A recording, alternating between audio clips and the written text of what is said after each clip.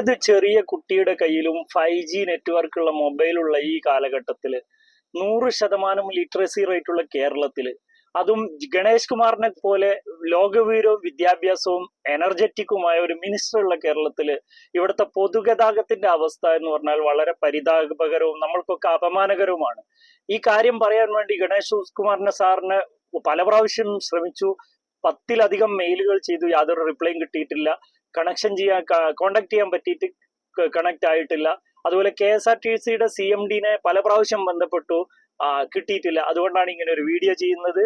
അതായത് നമ്മള് പൊതുഗതാഗത സിസ്റ്റം, നമ്മുടെ ബസ്സുകൾ എവിടെ എത്തി എന്നറിയാൻ പബ്ലിക്കിന് യാതൊരു ഓപ്ഷനും ഇല്ല. ഇന്ന് ബസ് ഉണ്ടോ, ഉണ്ടെങ്കിൽ അത് എവിടെ എത്തി, വരുന്നുണ്ടോ, ഒരു ഓപ്ഷനും ഇല്ല.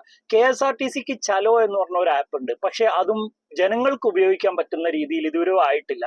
ചലോ ആപ്പിന് കംപ്ലൈന്റ് ചെയ്താൽ, എന്ത് കംപ്ലൈന്റ് ആയാലും ശരി, അവരൊരു പ്രീ ഫോർമാറ്റ് ഒരു റിപ്ലൈ നമുക്ക് തരും. നിങ്ങൾ കയറിയ ബസ്സും സമയവും ടിക്കറ്റ് നമ്പറും മെയിൽ ചെയ്യുന്നു പറഞ്ഞിട്ട്. അതിന് അങ്ങോട്ട് യാതൊന്നും നടക്കാൻ പോകുന്നില്ല. ചലോ ആപ്പിന് ഇതാ 2 കുഴപ്പമുള്ളത്. ആദ്യത്തെ കുഴപ്പം, ഓരോ പോയിന്റും 2 പോയിന്റ് ആയിട്ടാണ് കാണിക്കുക, ഓരോ സ്റ്റോപ്പും. ഇപ്പൊ ഉദാഹരണത്തിന് ഇത് ഓമശ്ശേരി ബസ് സ്റ്റാൻഡാ. ഈ ബസ് സ്റ്റാൻഡ് 2 പോയിന്റ് ആയിട്ടാണ് കാണിക്കുന്നത്. ഇതിൽ ഏതെങ്കിലും ഒന്നിൽ ക്ലിക്ക് ചെയ്താൽ മറ്റേലുള്ള ബസ്, പകുതി ബസ് ഒരു പോയിന്റിലും പകുതി ബസ് മറ്റൊരു പോയിന്റിലായിരിക്കും. ഉദാഹരണത്തിന് ഇതിൽ ക്ലിക്ക് ചെയ്താൽ കാണുന്ന ബസ്സുകൾ വേറൊന്നാണ്, ഇതിൽ ക്ലിക്ക് ചെയ്താൽ കാണുന്ന ബസ്സുകൾ വേറൊന്നാണ്. അതേപോലെ തന്നെ കോഴിക്കോട് ബസ് സ്റ്റാൻഡും. ഇത് കണ്ടോ, കോഴിക്കോട് ബസ് സ്റ്റാൻഡ് 3 പോയിന്റ് ആയിട്ടാണ് കാണിക്കുന്നത്. 3-ൽ ക്ലിക്ക് ചെയ്താലും കാണിക്കുന്ന ബസ്സുകൾ വേറെ വേറെയാണ്. അപ്പൊ ഒരാൾ എങ്ങനെ ഇത് എടുക്കുക? ഒരു സാധാരണക്കാരൻ എങ്ങനെ ഈ ആപ്പ് ഉപയോഗിക്കുക? ഈ കംപ്ലൈന്റ് പറഞ്ഞിട്ട് ഇവർക്ക് ചലോ ആപ്പിന്റെ ആളുകൾക്ക് മെയിൽ ചെയ്താൽ അവർ തരുന്ന മറുപടി, നിങ്ങൾ യാത്ര ചെയ്ത ബസ്സിന്റെ സമയം ഒന്ന് പറയൂ, നിങ്ങളുടെ ടിക്കറ്റ് നമ്പർ പറയൂ, ബസ്സിന്റെ നമ്പർ പറയൂ. ഈ കംപ്ലൈന്റിന് എങ്ങനെ ബസ്സിന്റെ നമ്പർ ഉണ്ടാവുക? അവരെ കസ്റ്റമർ കെയറിൽ എത്ര മെയിൽ ചെയ്താലും ശരി, അവർ ഇതിനെ ഒരു പബ്ലിക് സർവീസ് ആയിട്ട്, ഇത് ജനങ്ങൾക്ക് ഉപകാരപ്പെടേണ്ട ഒരു സർവീസാണ്, ഇതിന് സർവീസ് മെച്ചപ്പെടുത്തണം എന്ന ആംഗിളിൽ അവർ ഒരു കംപ്ലൈന്റിനെയും സ്വീകരിക്കുന്നില്ല. രണ്ടാമത്തെ കുഴപ്പം എന്താന്ന് വെച്ചാൽ, ഈ ആപ്പില് നമ്മളിപ്പോ വാഹനം കാണിക്കുന്നുണ്ട് നോക്കുക, ആ കാണിക്കുന്ന ആപ്പിൽ തന്നെ ഈ വണ്ടി ഉണ്ടോ ഇല്ലേ എന്നറിയാൻ ഓപ്ഷൻ ഇല്ല. ഉദാഹരണത്തിന് നമ്മൾ നേരത്തെ ഓമശ്ശേരി ബസ് സ്റ്റാൻഡ് എടുത്തു, നമ്മളിവിടെ ക്ലിക്ക് ചെയ്തു.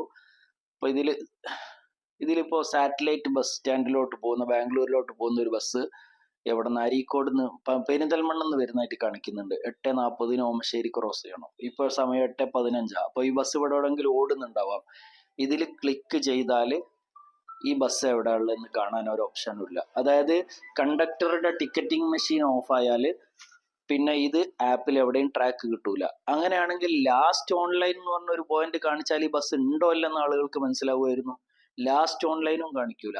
ഈ ബസ് കണ്ടക്ടർ മെഷീൻ ഓൺ ആയ സമയത്ത് നമ്മൾ ട്രാക്കിൽ ഇട്ട ബസ്സാണെങ്കിൽ, നമ്മൾ ഇങ്ങനെ ട്രാക്ക് എടുത്തതിന് ശേഷം അതിനെ ഫോളോ ചെയ്തുകൊണ്ടിരിക്കുകയാണെങ്കിൽ ലാസ്റ്റ് ഓൺലൈൻ കാണിക്കൂ. ഇല്ലെങ്കിൽ ഇത് ലാസ്റ്റ് ഓൺലൈനും കാണിക്കൂല. ഇതൊരു ജനങ്ങൾക്ക് ഉപകാരപ്പെടുന്ന രീതിയിൽ ആപ്പ് ഇതുവരെ ആയിട്ടില്ല. അപ്പൊ നമ്മളൊരു സ്ഥലത്ത് ബസ് കാത്തിരിക്കുന്നു, നമ്മൾ മാപ്പ് വ്യൂ എടുത്ത് നോക്കിയാലും അവിടെ വരാനുള്ള ബസ്സിന്റെ ഡീറ്റെയിൽ എടുത്ത് നോക്കിയാലും ഈ ബസ് കാണില്ല.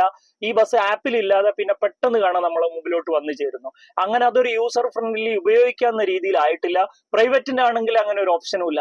സത്യത്തിൽ റിയൽ ടൈം മൂവ്മെന്റ് പബ്ലിക്കിന് അലൗഡ് ആണെങ്കിൽ, ഈ പബ്ലിക് ട്രാൻസ്പോർട്ടിന്റെ റിയൽ ടൈം മൂവ്മെന്റ് പബ്ലിക്കിന് അലൗഡ് ആണെങ്കിൽ ഒരുപാട് കാറുകളെയും ബൈക്കുകളെയും നിരത്തിൽ നിന്ന് നമുക്ക് ഒഴിവാക്കാനും, ട്രാഫിക് ജാം എന്ന പ്രശ്നവും പൊല്യൂഷൻ എന്ന പ്രശ്നവും ഒക്കെ ഒഴിവാകാനും പറ്റും.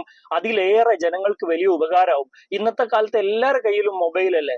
ഈ മൊബൈൽ ഒന്ന് തുറന്നു നോക്കിയാൽ ഇവിടെ ബസ് വരുന്നുണ്ടോ, അത് പ്രൈവറ്റ് ആണെങ്കിൽ ശരി, KSRTC ആണെങ്കിൽ ശരി, ഇന്ന് അതുണ്ടോ, ഇനി സ്ഥിരമായിട്ട് വരുന്ന ബസ്സാണെങ്കിൽ തന്നെ ഇന്ന് അതുണ്ടോ, തിരിച്ചു വരാൻ ബസ് കിട്ടുമെന്ന് ഉറപ്പുള്ള ഒരാൾ പിന്നെ വണ്ടി എടുത്ത് പുറത്തു പോവോ, സാധാരണക്കാരൻ? അപ്പോൾ ഈ കാര്യങ്ങൾ മന്ത്രി അതുപോലത്തെ ഡിപ്പാർട്ട്മെന്റ് ഈ കാര്യം പ്രത്യേകം ശ്രദ്ധിക്കണം. പല രീതിയിൽ കോണ്ടാക്ട് ചെയ്യാൻ പറ്റിയിട്ട് ശ്രമിച്ചിട്ട് നടക്കാത്തതുകൊണ്ടാണ് ഇങ്ങനെ ഒരു വീഡിയോ ചെയ്യുന്നത്. ഇത് മന്ത്രിയുടെ കയ്യിൽ, വേണ്ടപ്പെട്ടവരുടെ കയ്യിൽ എത്തുന്നവരെ ഇതിനെ സപ്പോർട്ട് ചെയ്യുന്ന എല്ലാവരും ഇത് ഷെയർ ചെയ്യണം. താങ്ക്